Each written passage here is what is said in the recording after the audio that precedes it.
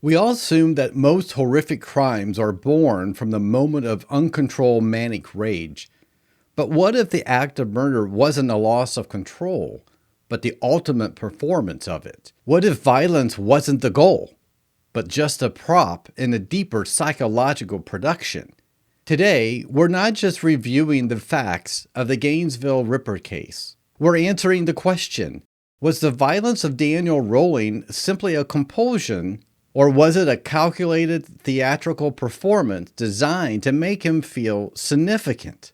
This killer was the inspiration of the movie franchise Scream. The psychological difference between those two motives is everything. The compulsion speaks to a man driven by instinct. The performance points to a deeply fractured sense of self that needed victims, and the public as the audience. As a licensed professional counselor, I've spent years analyzing the cognitive failures that drive these moments. I can tell you that every single decision Rolling made, from the staging of the crime scenes to the theatrical clues he left behind, it tells us a complete story about a severe, lifelong need to dominate and be seen. You'll get the full clinical breakdown towards the end, so stay tuned. Welcome. I'm a licensed professional counselor, and I talk about the psychology behind the crimes. Today, we're analyzing a case that completely shattered the illusion of safety for an entire generation of college students. Want to offer a trigger warning here. This case involves extreme violence, sexual content, and post-mortem desecration. Viewer discretion is advised. Without further ado, let's pull back the curtains and analyze the profound psychological indicators in the crimes of Danny Rolling. The core of this story isn't just the 5 murders that occurred in Gainesville, Florida in August 1990. The core of the story is the desperate lifelong search for validation by the perpetrator. This search started decades earlier in Shreveport, Louisiana, where a small boy was learning that love and survival only came through abject fear. What you're about to hear about Danny Rolling's earliest psychological development will leave you questioning just how much of his later violence was a script written by his childhood trauma. His story is defined by one central, overpowering figure, his father, James Rolling, a Shreveport police officer and Korean War veteran. James was, by nearly all accounts, a relentless tyrant in his own home. The abuse was not reserved for discipline. It was a constant verbal and physical, and often inflicted over trivial offenses. Rolling's mother later testified that James regularly beat Danny, starting from the time the boy was an infant, sometimes beating him for simply crawling in a way that displeased him.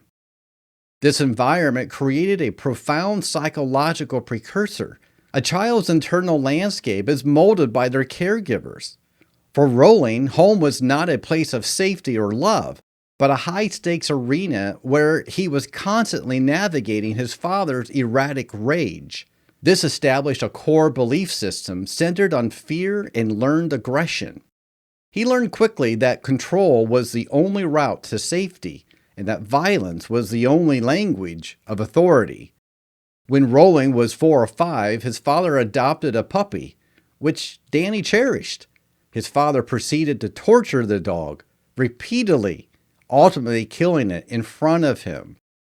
The single event, the brutal destruction of the one thing he felt a bond with, is a trauma point that often leads to severe emotional blunting and a lack of empathy later in life. As Rolling grew older, his inner turmoil became outwardly visible. School counselors recommended counseling, describing him as suffering from an inferiority complex coupled with aggressive tendencies and a poor impulse control.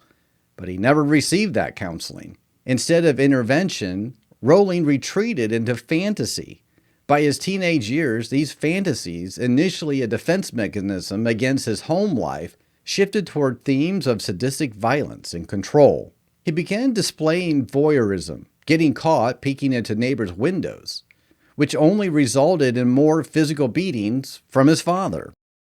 He began self-medicating heavily with alcohol and drugs, and at age 18, he was discharged from the Air Force after drug possession and disobedience. His life became a repeating cycle: petty theft, armed robbery, incarceration, brief stints of stability, and then a rapid descent back into chaos. He even married and had a daughter, but he soon began inflicting the same emotional, physical abuse on his wife that he had experienced as a child, demonstrating a dangerous intergenerational pattern of violence that had been imprinted on him. We know his background was brutal, but what was the trigger that turned a career criminal into a monster who craved notoriety?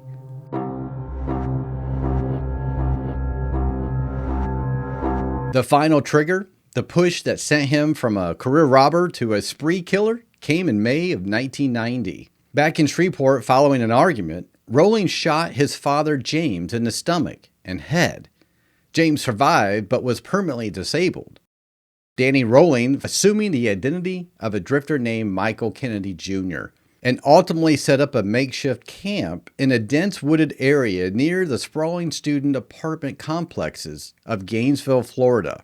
He was hiding, injured, and deeply ashamed of his failures, a feeling that severely wounded his narcissistic self-image. On August 24, 1990, just as the University of Florida was starting its fall semester, Gainesville was suddenly packed with students. Young, ambitious, and carefree, represented everything Rolling felt he had been denied.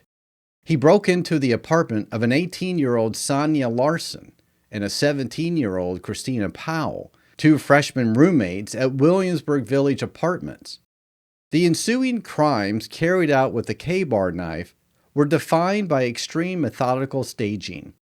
He sexually assaulted both victims and then posed their bodies. In the case of Christina, the murder was carried out face down, stabbed 5 times in the back, ensuring that she could not make eye contact. He then violated Sonia's corpse and showered at the scene before leaving. The immediate reaction was terror, but the psychological element here is the staging. This wasn't a quick, panic-driven violence. This was meticulously arranged theater, a signature behavior that went far beyond the minimum required to kill. It suggests the power derived from the scene's shocking discovery was as important as the act itself. If he had fled Shreveport to escape attention, why did he immediately engage in crimes that guaranteed him the notoriety that he claimed to despise? The next day, Rolling targeted Christina Hoyt, an 18-year-old Santa Fe honor student, in her apartment.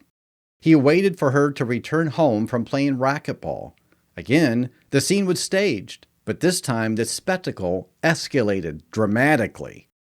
After the sexual violence or murder, he committed post-mortem mutilation, slicing her abdomen open. Investigators believe Rolling then left and, realizing he had likely dropped his wallet at the scene, returned to the apartment. Upon returning, the scene was revisited, and the violation was magnified. He decapitated Christina and placed her head on a shelf facing her body, as if creating a gruesome table for the discoverer. The second crime, especially the return and the extreme staging, revealed a critical psychological shift. The violence was providing a temporary, powerful release from the intense shame he carried from life, particularly the failure to kill his father. The Shreveport crime was suddenly in conversation with the Gainesville crimes. Investigators later found a bloody, torn-up t-shirt that Rolling had used to clean up his hands and a small knife sheath near the apartments. The sheer brutality and staging sent the city into a paralyzing fear, causing hundreds of students to withdraw from the university, an outcome that likely fed Rolling's already inflated self a destructive power.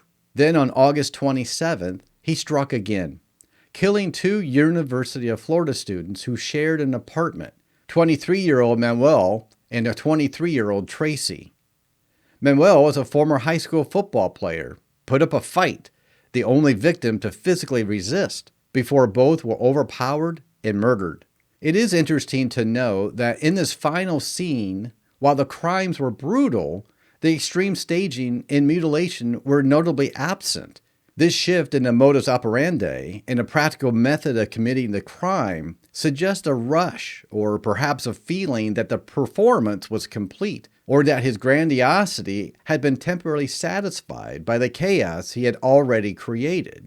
We have the timeline of terror, but the real clue to his underlying psyche was not a piece of physical evidence, but a set of bizarre, self-reflective statements he made later, connecting his actions to a fictional alter ego. Before the Gainesville crimes, Rowling had already confessed to a triple murder in Shreveport, Louisiana, which he committed in November 1989. 24-year-old Julie Grissom, her 8-year-old nephew, Sean, and her 55-year-old father, Tom. The Shreveport crime scenes bore chilling, near-identical trademark to Gainesville, including bite marks on Julie Grissom and a specific posing of the bodies. This establishes a long-running, escalating pattern of violence rooted in his dysfunctional Louisiana life. The constant failure to maintain a job, a marriage, or a lawful life created a severe cognitive dissonance. The true self felt like a worthless failure, but the internal narrative demanded he be a superstar, as he would later claim, like Ted Bundy. This dissonance led to the creation of a coping mechanism, a psychological construct that he called Gemini. Rowling claimed that this was an alternate personality that drove him to his sadistic acts, a name that he borrowed from the movie The Exorcist III, while his defense later argued for mental illness. The idea of Gemini is a fascinating window into his avoidance of responsibility and the development of his narcissistic fantasy. He wasn't just committing murders, he was auditioning for the role of a notorious criminal. The final physical clue that tied Rowling to the Gainesville crimes was evidence of his DNA that was found at the scenes matched against a blood sample taken after he was arrested for a supermarket robbery months later. They had captured him not for the horrific murders, but for the mundane crime that defined his whole life, armed robbery. The irony is a stark psychological full circle. He was caught because of a pathetic, desperate behavior of his real identity, not for the terrifying theatrical display of his constructed identity, the Ripper.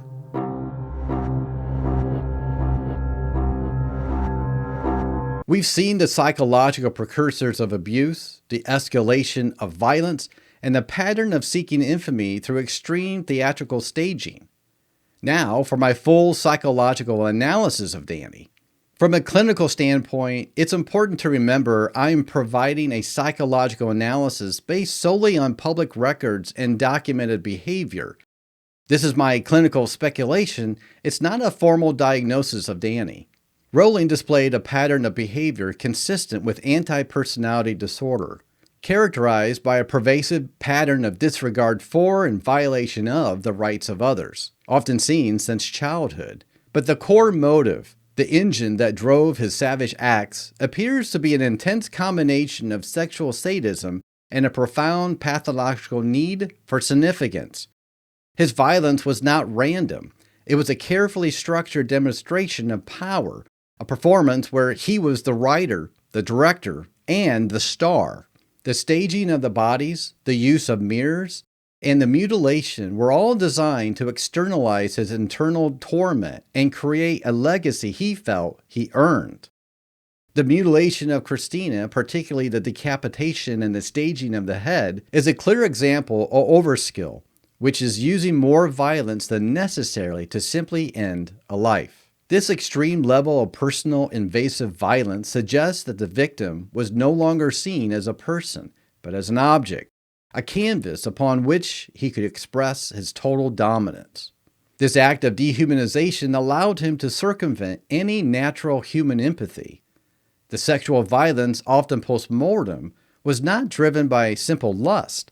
It was an expression of power and contempt, fulfilling his deepest need to completely subordinate another human being and restore his own perceived social status, which had been destroyed by his real-life failures. The abusive father, the failed marriage, and the endless arrests for petty crimes. His claim of the alter ego, Gemini, also speaks to his splitting and his inability to reconcile his self-image. The Danny persona was the failure, the boy beaten by his father, the incompetent robber, and the Gemini persona was the powerful, terrifying superstar who controlled life and death. By projecting the horrific actions onto an externalized construct, he could hold onto the fantasy of being an intelligent, powerful, and famous figure, all while psychologically escaping accountability for the true self he despised. This dynamic of self-aggrandizement through atrocity is a recurring theme in the psychology of narcissistic serial offenders. He saw the murders not as an end, but as a path to fame and attention, a twisted achievement that finally gave him the control his father had denied him. It's imperative that when discussing these cases that we shift our focus from the perpetrator's darkness to the light that was taken. Sonia, Christina, Krista, Manuel, and Tracy were more than victims. They were students poised for their adult lives. They represent ambition, hope, and the promise of a future that Rowling himself felt was inaccessible. From a psychological perspective, their vulnerability was rooted in the common necessary belief in shattered assumptions. This theory suggests that we all operate with core assumptions about the world, that the world is safe, that things happen for a reason, and that we are personally safe and invulnerable. College campuses, particularly the relatively peaceful communities like Gainesville, amplify this sense of safety and independence. When a seemingly random, overwhelmingly brutal crime happens in a charmed space like the university apartment, it shatters these core assumptions, not just for the victims, but for the entire community. This event forced a painful, immediate realization. The world is not always safe, and vulnerability is a constant reality. When he was finally charged with the murders, Rowling initially maintained his elaborate facade of innocence. However, in 1994, facing overwhelmingly DNA and fingerprint evidence, he made a dramatic move. He pleaded guilty to all 5 murders, later stating he wanted to spare the victims' families of the trauma of the penalty phase. This plea, however, served a dual purpose. It cemented his role in history, giving him the attention he had always desperately craved. During the trial, his defense attempted to argue for mitigating factors, including the extreme abuse from his father and the psychological concept of Gemini. But ultimately, the jury rejected this argument, recognizing that despite his troubled past, Rowling was fully aware of the magnitude of his crimes. He was sentenced to death. In the 16 years between his sentencing and his execution, Rowling continued to seek the spotlight. On October 25, 2006, as he was strapped to the gurney at Florida State Prison, he had one last opportunity for a performance.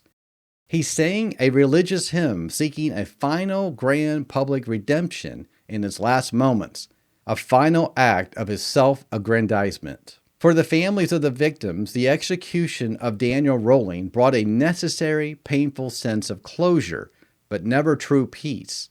The memorial wall on 34th Street in Gainesville, continually repainted with the names of Sonia, Christina, Krista, Manuel, and Tracy, stands as a constant reminder of the lives that were extinguished. If you found this psychological deep dive and explanation of the motive interesting, you're going to love this next video. It's a story that explores a similar insidious connection between narcissistic failure and the craving for notoriety. Thank you for watching, and until next time, stay curious, stay safe.